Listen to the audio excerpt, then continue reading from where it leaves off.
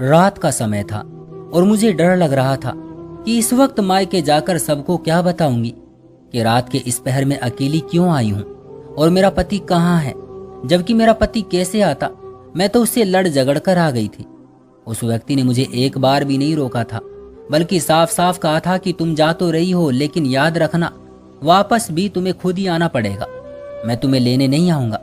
कितने कांटेदार शब्द थे ना उसके, और बोलने का ढंग तो इससे भी ज्यादा खतरनाक था। मेरे तो आंसू ही नहीं रुक रहे थे। बदनामी का एहसास मुझे अंदर से काट रहा था। मुझे कुछ समझ नहीं आ रहा था कि अपनी मर्जी की शादी करने के बाद भी मेरा गुजारा नहीं हो रहा था। शायद सच कहते हैं लोग, प्यार मोहब्बत कुछ भी नहीं होता, सब कुछ पैसा ही होता है। जब इंसान की इच्छाएं पूरी ना हो तो उसका प्यार से दम घुटने लगता है। और मेरी इच्छाएं तो दूर, जरूरतें भी पूरी नहीं हो पा रही थी।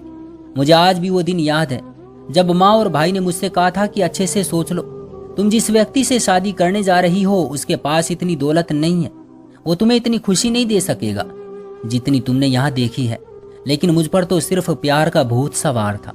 शादी के बाद आहिस्ता आहिस्ता मुझे एहसास होने लगा कि मैंने गलती की है, और इसकी शुरुआत उस दिन से हुई थी जब मैंने जीन्स टॉप पहना था। मेरे पति ने देखते ही कहा था कि ये तुमने क्या पहन लिया है।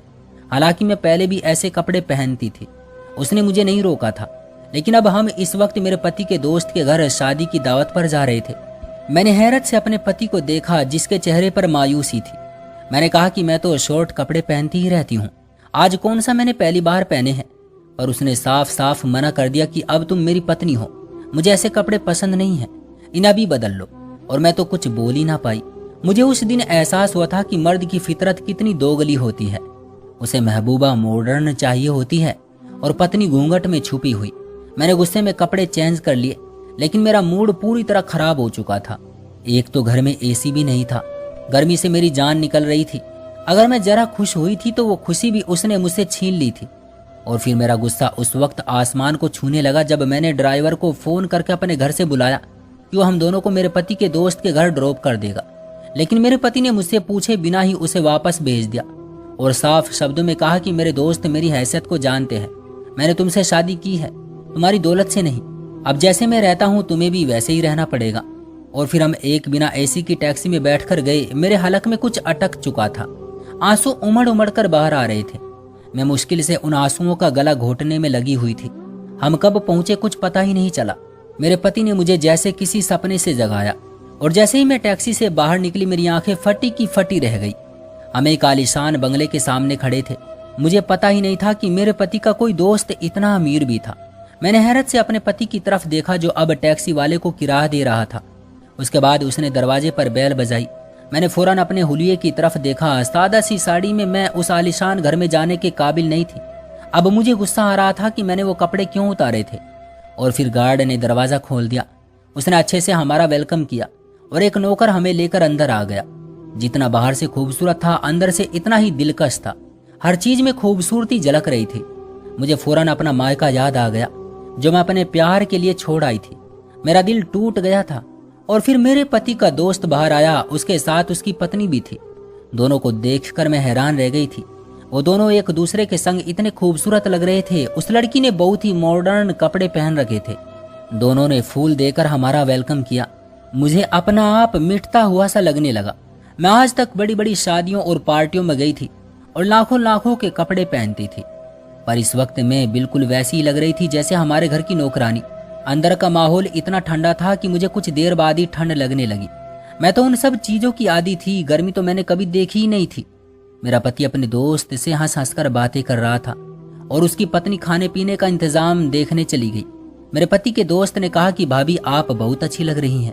उसकी आंखों में अजीब सी चमक थी। आपको देखकर मुझे लगता है कि वाकई अभी भी मोहब्बत करने वाली औरतें दुनिया में मौजूद हैं, वरना आजकल तो औरतें पैसे पर मरती हैं। उसकी बात से मुझे कुछ हुआ था। मैं चुपचाप बैठी ही रह गई। एक खुशगवार माहौल में हमने खाना खाया। मेरे पति का दोस्त थोड़ी थोड़ी देर बाद मुझसे बातें कर रहा था। वो कह रहा था कि मैं कितने दिनों से आप लोगों की दावत करना चाहता था, लेकिन आपके पति के पास टाइम ही नहीं था। और फिर मैंने अपने पति की तरफ देखा जो खामोशी से खाना खा रहे थे। मुझे महसूस हुआ कि जैसे वो जानबूझकर मुझे यहाँ नहीं लाना चाहता था। मेरे पति के दोस्त की पत्नी बिल्कुल किसी रोबोट की तरह थी। वो देखने पर बस मुस्कुरा देती थी, कुछ बोल ही नहीं रही थी। तकरीबन 3 घंटे हम वहां रहे। मेरा वहां से उठने को दिल नहीं चाह रहा था, लेकिन वापस तो आना ही था। हम लोग वापस आ गए। मेरे पति के दोस्त और उसकी पत्नी ने मुझे गिफ्ट दिया था। वापस आकर मुझे उस छोटे से घर में अजीब सा एहसास हुआ था। मेरा दम घुटने लगा था। दिल कर रहा था कि वापस उधर ही चली जाऊं, लेकिन अब तो मुझे यहीं रहना था। मेरे पति खामोशी से कपड़े बदलने चले गए। गर्मी इतनी थी कि कुछ ही देर में मुझे पसीना आने लगा। यहाँ एसी तो क्या, कूलर भी नहीं था। मुझे अब अपने पति पर गुस्सा आ रहा था। उसने वो सब कुछ लेने से मना कर दिया था जो मेरे घर वालों ने दिया था, एक घर और गाड़ी। लेकिन मेरे पति के आत्म संयम ने ये सब पसंद नहीं किया था और आज मैं यहाँ जल रही थी। कुछ देर बाद मैंने भी चेंज कर लिया और जब मैंने गिफ्ट खोलकर देखा तो मेरी आंखें चुंधिया गई। उसमें एक खूबसूरत सा डायमंड का सेट था। मैं अभी उसकी खूबसूरती में गुम थी कि मेरे पति ने वो सेट मेरे हाथ से छीन लिया और कहा कि इतना महंगा गिफ्ट नहीं लेना, ये हम उन्हें वापस करेंगे। मैंने हैरत से अपने पति को देखा। उसके चेहरे पर गुस्सा था। मैंने सेट वहीं फेंक दिया और सोने के लिए लेट गई, लेकिन गर्मी इतनी थी कि सोया नहीं गया। जबकि मेरा पति थोड़ी देर बाद ही सो गया था। उसे आदत थी ऐसे रहने की, जबकि मुझे नहीं थी। और फिर हमारे झगड़े बढ़ते गए। मुझे महसूस हुआ था कि मेरा पति बड़ा अजीब और सनकी सा था। उसने मुझे जॉब करने से भी मना कर दिया था, हालांकि मुझे बहुत अच्छी जगह से ऑफर हुई थी। मैंने अपने पति से कहा कि हम दोनों मिलकर जॉब करते हैं और अपना घर बनाएंगे, वो सब चीजें जिनकी हमें जरूरत है। लेकिन मेरे पति ने कहा कि मैं तुम्हें जॉब की अनुमति नहीं दे सकता। अब मुझे लगने लगा था कि उसने जैसे मुझे घर में कैद कर लिया था। मैं पागल हो रही थी। मुझे छोटी छोटी जरूरतों के लिए पैसे चाहिए होते थे जो मेरे पति के पास नहीं थे। ऊपर से सास हर वक्त खांसती रहती थी। कभी बिजली नहीं होती तो कभी पानी बंद हो जाता था। 4 दिन में ही मेरी अक्ल ठिकाने आ गई। मोहब्बत का भूत मेरे सर से फौरन उतर गया था। मैं तो अपने भाई से भी कुछ डिस्कस नहीं कर सकती थी। उसने पहले ही मुझे इस शादी से मना किया था। और फिर उस दिन मुझे माँ का फोन आ गया। वो मुझे बता रही थी कि भाई और भाभी घूमने गए हुए थे। मेरा दिल दुख रहा था। भाभी ने भाई को अपनी मुट्ठी में किया हुआ था। वैसे तो भाभी बहुत अच्छी थी, लेकिन मेरा भाई उसकी मर्जी के बिना कुछ नहीं कर सकता था। मुझे नए कपड़े की जरूरत थी। मेरे पास भारी भरकम जोड़े थे। मुझे कुछ कपड़े खरीदने थे। मैंने बातों बातों में माँ से कहा था तो उन्होंने मेरे अकाउंट में पैसे भेज दिए और मैं खुश हो गई। फिर मैं फौरन शॉपिंग करने चली गई। लेकिन जब वापस आई तो मेरा पति घर आ चुका था। उसने गुस्से से पूछा कि तुम मुझे बताए बिना कहाँ गई थी। मैंने साफ साफ कह दिया कि शॉपिंग करने गई थी और मुझे डर भी लग रहा था। मेरे पति ने पैसों के बारे में पूछा तो मैंने कहा कि माँ से लिए हैं। इस पर उसने अपने जबड़े भींच लिए। मैं जानती थी कि उसे गुस्सा आया था, लेकिन ये मेरे पैसे थे, उन पर मेरा हक था। वो गुस्से से घर से निकल गया। रात को आया तो उसके हाथ में कुछ कपड़े थे। उसने वो कपड़े मेरी तरफ फेंकते हुए कहा कि ये पहनो और जो तुम लाई हो उन्हें फेंक दो या किसी भिखारी को दे दो। मेरा दिमाग बिल्कुल खराब हो गया। मुझे अपने पति पर पागलपन का असर लग रहा था। मैं भी चुप न रह सकी और मैंने कहा कि तुम पागल हो गए हो क्या? अगर तुम्हारा बस चले तो तुम तो मुझे सांस भी ना लेने दो। मेरा यहाँ दम घुटता है। मेरी माँ के पैसों पर मेरा हक है। वो भी गुस्से से चीखा, तुम ही मुझसे शादी करना चाहती थी, मैंने तुमसे कुछ छुपाया नहीं था। और मैं रोने लगी। मैंने वो कपड़े उठाए जो मैं खरीद कर लाई थी और कमरे से निकलने लगी। मेरे पति ने पीछे से कहा कि जा तो रही हो मगर आना भी खुद ही है। और मैं पता नहीं कैसे अपने घर तक पहुंची थी। मैं आते ही अपनी माँ से लिपट कर रो पड़ी। उन्होंने पूछा कि क्या हुआ है, पर मैं कुछ नहीं कह सकी। मैं चुपचाप अपने कमरे में आ गई।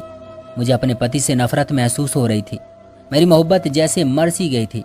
अपने कमरे में एसी के साथ मुझे अच्छी नींद आई थी।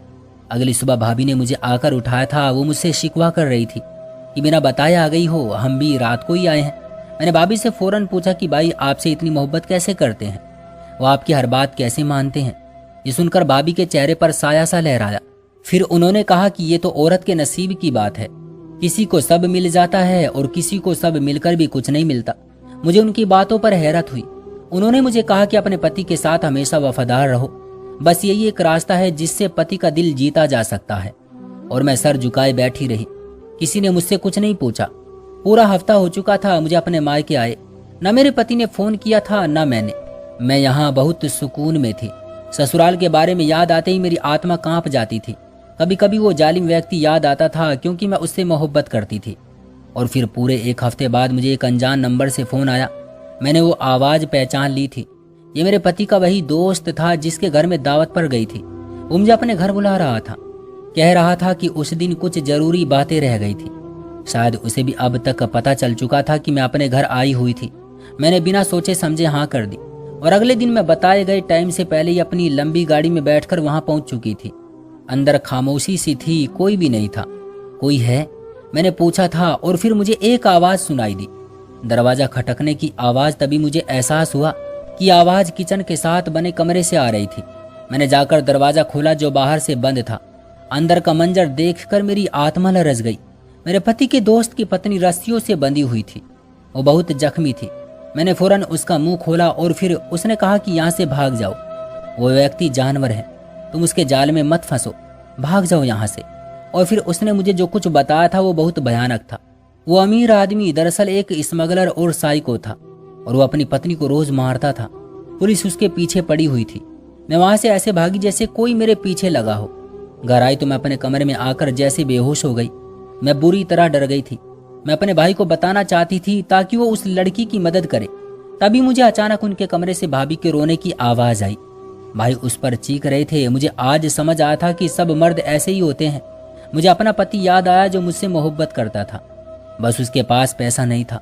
मेरा दिल किया कि मैं यहाँ से भाग जाऊं। शाम होते ही मेरा पति मुझे लेने आ गया।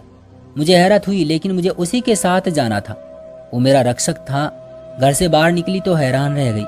बाहर एक चमकती गाड़ी थी। मेरे पति ने बताया कि ये गाड़ी उसे ऑफिस की तरफ से मिली है और घर भी। उसने मुझसे माफी मांगी थी और मैं तो रो ही पड़ी थी। मैंने उसे सब बता दिया। उसने मुझे गले लगाया और कहा, पागल तुम तो बेवकूफ हो। फिर उसने मुझे बताया कि उसका दोस्त पकड़ा जा चुका था। वो उसका दोस्त नहीं था, बल्कि मेरे पति ने उससे जानबूझकर दोस्ती की थी ताकि उसके खिलाफ सबूत इकट्ठे कर सके। और मुझे ये आज ही पता चला था कि मेरा पति एक सीक्रेट एजेंट था। वो गरीब नहीं था, लेकिन अपने मिशन के लिए बना हुआ था। मिशन पूरा हो चुका था।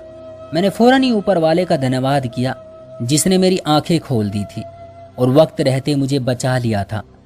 दोस्तों, ये थी हमारी आज की कहानी। उम्मीद करते हैं कि आपको पसंद आई होगी। आपका क्या कहना है इस कहानी के बारे में? कमेंट बॉक्स में हमें जरूर बताइएगा। वीडियो को लाइक कर दीजिए और चैनल को सब्सक्राइब कर लीजिएगा। मिलते हैं अगली वीडियो में, तब तक के लिए धन्यवाद।